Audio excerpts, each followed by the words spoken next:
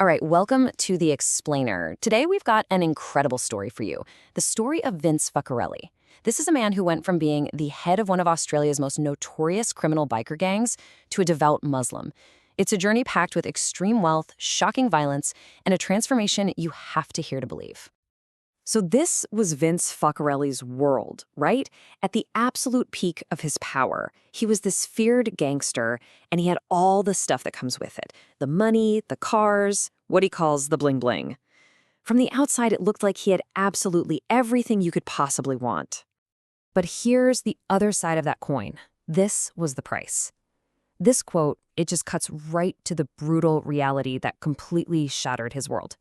A violent ambush that cost his stepson his life and almost ended his own.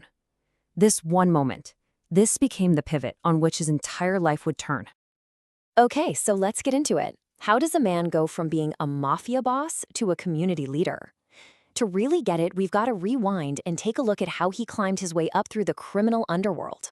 His rise was, well, meteoric. He got into the gang world when he was just 14 years old, and he quickly made a name for himself. He wasn't just some low-level guy. He climbed the ranks fast, eventually running drug trades and wielding some serious power. At his peak, he was leading the most notorious biker gang in his state. And that's right when his whole world just came crashing down. So you gotta picture this. Life at the top was this wild mix of extremes. On one hand, you've got him wearing Versace, driving limos, commanding so much respect that bouncers were protecting him in nightclubs even when he was underage. But on the other hand, that luxury was built on constant, incredible danger. Gunfights, bomb plots, and multiple assassination attempts where he was shot at point-blank range. But here's the twist. You'd think he'd made it, right? He achieved the pinnacle of power and wealth in his world. But something was deeply, deeply wrong. The victory just felt completely hollow. And this quote just gets right to the heart of it. Yeah, the power felt good in the moment, but whenever he was alone, driving home, or just lying in bed, this profound sense of emptiness would just wash over him. All the money, all the respect, it couldn't touch that void he felt inside. So, after a big fallout with his old gang, Vince needed new allies. And this led him to a group of Iraqi criminals. And with them came an introduction to a faith he admits he knew absolutely nothing about. This was the encounter that was about to change everything. Just imagine the scene for a second. Vince, this hardened gangster, is with his new partners after a night of, crime and violence, and then suddenly they just stop. They perform this ritual washing called wudu, and they begin to pray. He was completely baffled. This was his very first and very puzzling encounter with Islam.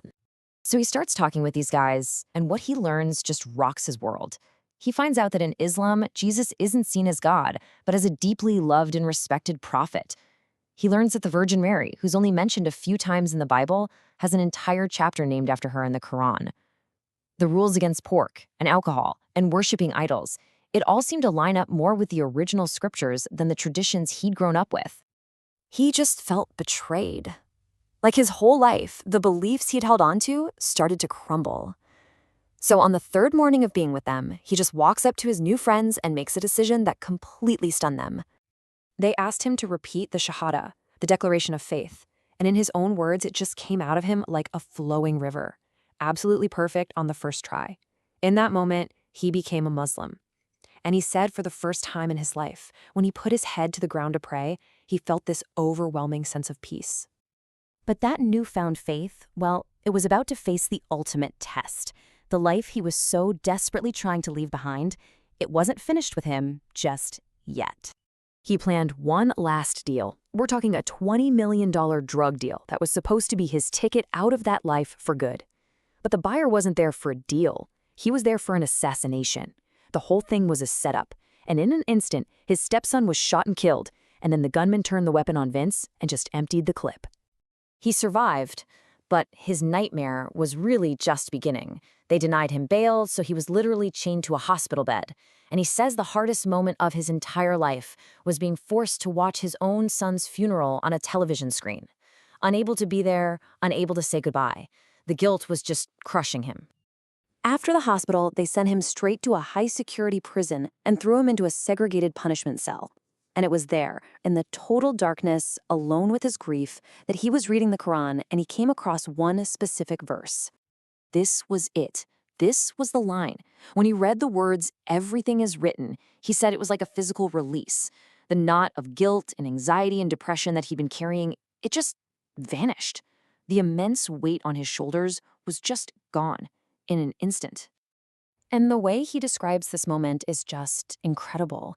He says it was like he'd been clawing his way up a deadly mountain, and these wolves, which were his own grief and his mental anguish, were snapping at his heels. The Quran, he says, was the rope that pulled him to the top. The tears that came after weren't from sadness, but from overwhelming happiness and gratitude.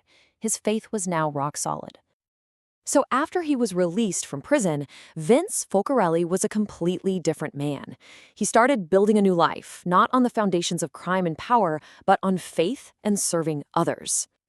I mean, this transformation was so real and so profound that it even inspired his own mother to convert to Islam before she passed away. Today, he channels all that energy into an NGO he started called Sahaba 99, providing self-defense classes and doing charity work. His new life is guided by a simple but powerful principle. The best of you are those who bring the most benefit to mankind. Now, while he's definitely left the violence behind, he hasn't lost all of that intensity, especially when it comes to his Italian heritage. His verdict for putting ketchup on a proper pasta sauce? Life in prison. And seriously, don't even think about mentioning pineapple on pizza. So you have to wonder, right? What would Vince Focarelli's life look like today if he had never met those guys, never picked up a Quran? His answer is chillingly direct.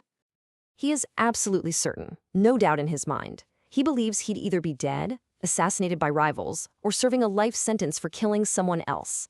He even swears an oath, Wallahi, which means by God, saying, "It took me from darkness to light." And so his final message is a really stark warning for anyone who might be tempted by that life he once lived.